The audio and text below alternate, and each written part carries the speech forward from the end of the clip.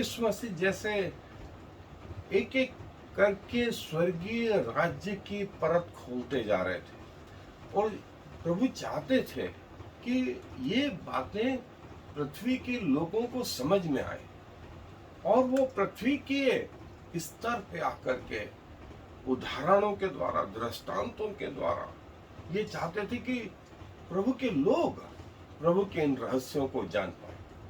और मरकुस रचित सुसमाचार में जैसे ही प्रभु ने अपनी सेवा आरंभ करी, मरकुस लिखते हैं पहले अध्याय में ही उसके 14-15 पद में। सो मैं आपके लिए वो हिस्सा पढ़ रहा हूं, मरकुस रचित सुसमाचार का 14 और 15 पद पहले अध्याय का। यूहन्ना के पकड़वाए जाने के बाद यीशु ने गलील में आकर परमेश्वर के राज्य का सुसमाचार प्रचार किया। परमेश्वर के राज्य का सुसमाचार प्रचार किया और कहा, समय पूरा हुआ, परमेश्वर का राज्य निकट आ गया है, मन फिराओ और सुसमाचार पर विश्वास करो। देखिए, जो शास्त्री और फरीसी थे उनके लिए यह शब्द जो है बिल्कुल अलग था। न ही उन्होंने शिक्षा ली थी, न ही उनके पूर्वजों को इस बात का ज्ञान था, न ही मूसा को ज्ञान था। ये ज्ञान सिर्फ प्रभु यीशु मसीह को या पिता को या जिस पर पिता ने अपने आप को प्रकट करना चाहा, ये उसी को मालूम था और प्रभु यीशु मसीह से बढ़कर कोई और नहीं। सो फरीसी और सदूकी ताजुब में थे, इसको ये शिक्षा कहां से मिली। और प्रभु यीशु मसीह ये बात पृथ्वी के लोगों को बता रहे थे। अपने प्रचार का एक महत्वपूर्ण हिस्सा उन्होंने ये वाला रखा हुआ था, परमेश्वर का राज्य, परमेश्वर का राज्य। सो आए अपने अध्ययन पर आगे। सो जैसा प्रभु यीशु मसीह ने कहा, उसको हम अलग अलग आधार पर कि how is the kingdom of God part 1, जैसे प्रभु यीशु मसीह की सेंट्रल जो शिक्षा थी, कोर शिक्षा थी, वो परमेश्वर का राज्य था। और प्रभु यीशु मसीह ने जो लोग प्रभु पर आशा रख रहे थे कि शायद वो राजा है, और वो राजा तो था, लेकिन कई लोग आने वाले भविष्य में अरमगेदोन के विषय में ऐसा सोचते थे कि प्रभु का राज्य आएगा, प्रभु का राज्य आएगा। और फिर यहूदी लोग सोचते थे कि रोमी शासन से उन्हें कोई बचाएगा तो वो प्रभु यीशु मसीह है, वो प्रभु यीशु मसीह है, वो ऐसा मसीह रहेंगे या मसीहा रहेंगे। सो प्रभु यीशु मसीह उनके लिए ठोकर के कारण बने, क्योंकि वो उनकी अपेक्षाओं को लिटरली जो है जैसा संसार देखता है वैसे दृष्टि से वे चाहते थे, और प्रभु ने उन्हें आत्मिक रीति से बताया। और प्रभु यीशु मसीह ने उनके समय में जो यहूदी थे, उन्होंने प्रभु ने ये बताया, एक रोमी जो है सरदार के सेवक को जब प्रभु ने अच्छा किया तो कई लोग जो रोमी सेना में थे वे प्रभु पर भरोसा करने लगे, और प्रभु ने कई चुंगी लेने वालों के साथ में जो है बैठ करके खाना खाया, पापियों का मित्र रहा। और प्रभु ने जो उस पहाड़ी उपदेश में परमेश्वर के राज्य की बातें कही, धन्य वचन जो कहे प्रभु ने कि परमेश्वर का राज्य, परमेश्वर का राज्य और परमेश्वर का राज्य ऐसा है, ऐसा है। और प्रभु ने यह भी बताया कि आने वाला जो राज्य है वो मनुष्यों के सामर्थ्य के द्वारा नहीं, परंतु उनकी कमजोरियों के द्वारा, कोई मिलिट्री फोर्स के द्वारा नहीं, परंतु जो है प्रेम के द्वारा इस संसार में आएगा। जैसे संसार के लोग एक राज्य पे दूसरे राज्य लड़ाई करते हैं, स्वर्ग का राज्य इसके विपरीत है। और जो है मरकुस रचित सुसमाचार के 8वें अध्याय में प्रभु यीशु मसीह ने कहा, जब उनसे पूछा कि लोग मुझे क्या कहते हैं, किसी ने कहा एलाइजा, किसी ने कहा भविष्यवक्ताओं में से एक, लेकिन तुम मुझे क्या कहते हो? तब पतरस ने कहा, तू जीवते परमेश्वर का पुत्र मसीह है, तू जीवते परमेश्वर का पुत्र मसीह है। सो प्रभु यीशु मसीह ने कहा, यह बात तुझ पर मांस और लहू के द्वारा नहीं, परंतु पिता के द्वारा प्रकट हुई, पिता के द्वारा प्रकट हुई। और प्रभु यीशु मसीह स्वयं ने कहा कि मैं मसीह हूं, ये किसी को मत बोलो, अभी मत बोलो। और समय आएगा कि लोगों को ये बात मालूम पड़ जाएगी और उस समय से वो ये प्रचार करने लगे कि मनुष्य का पुत्र दुख उठाएगा और लोगों के द्वारा जो है त्यागा जाएगा। धर्म के शिक्षक, महायाजक, शास्त्री, फरीसी उसे तिरस्कार करेंगे, लेकिन वो 3 दिन बाद फिर से जी उठेगा। सो प्रभु का राज्य जो है, मरकुस रचित सुसमाचार के 2 अध्याय में फिर प्रभु बोलते हैं कि मनुष्य का पुत्र जो है लोगों के हाथों में सौंपा जाएगा और वे उसे मार डालेंगे। और जब यूहन्ना और याकूब उसके पास आए तो उन्होंने कहा, तेरे राज्य में हमें एक को दाएं और एक को बाएं। तो प्रभु ने कहा, जो है कटोरा में पीने पर हूं और जो बपतिस्मा में लेने पर हूं, क्या तुम लोगे? उन्होंने कहा, हाँ लेंगे।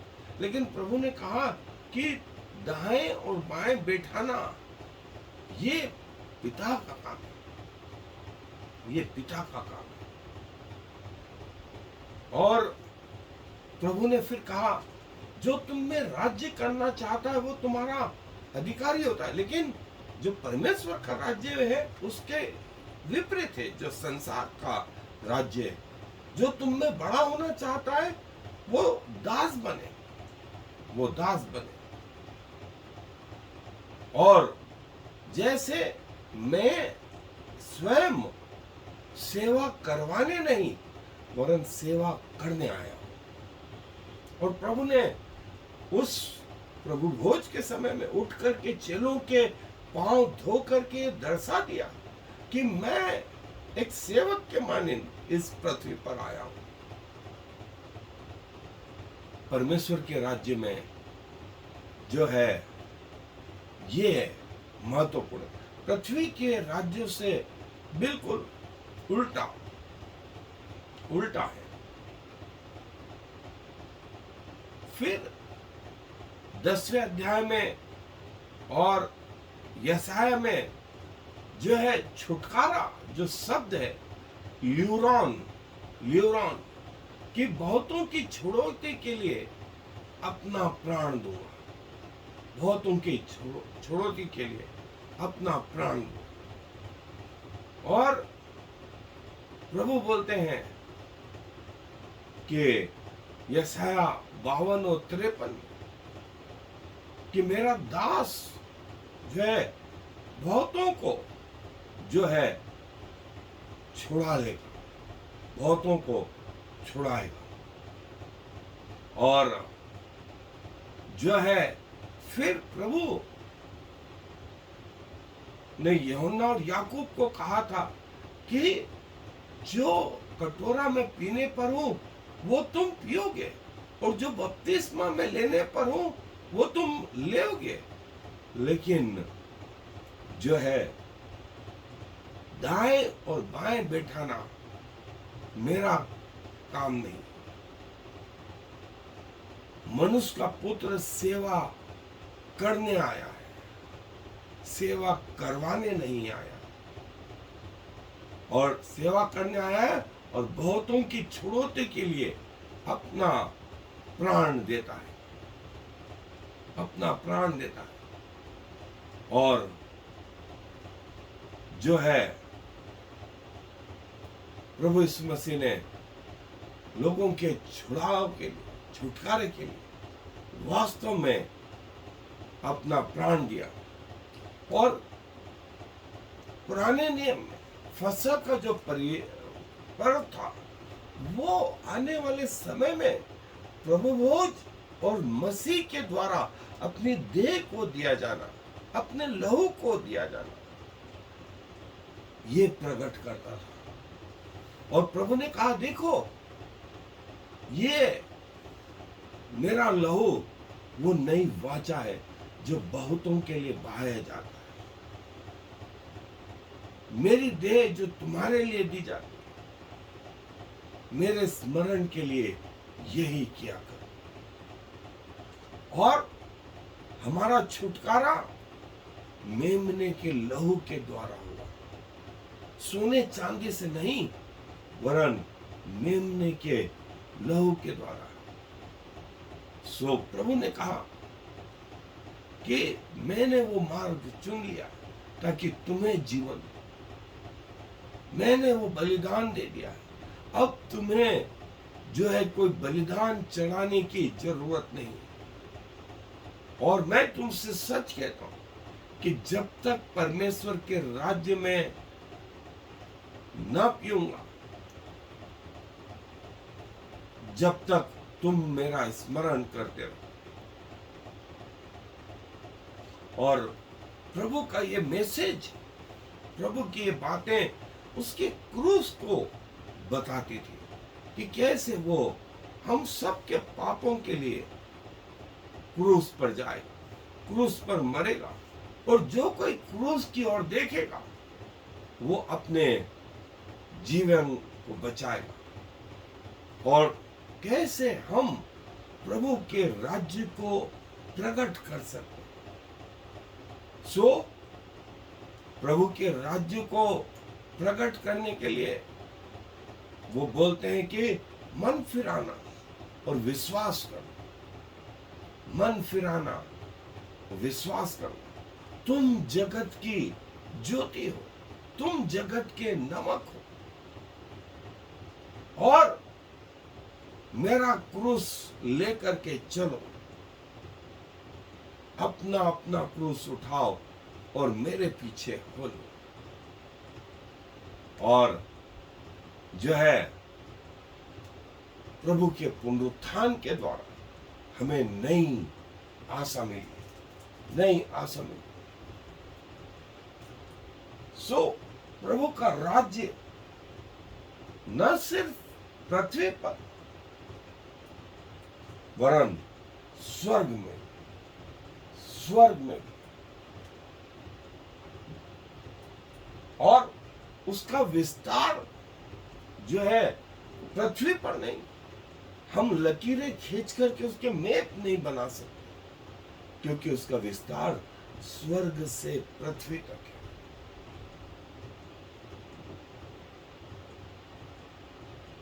परमेश्वर का राज्य निकट, वरन बहुत निकट है। और समय पूरा हुआ, समय पूरा हुआ। इसीलिए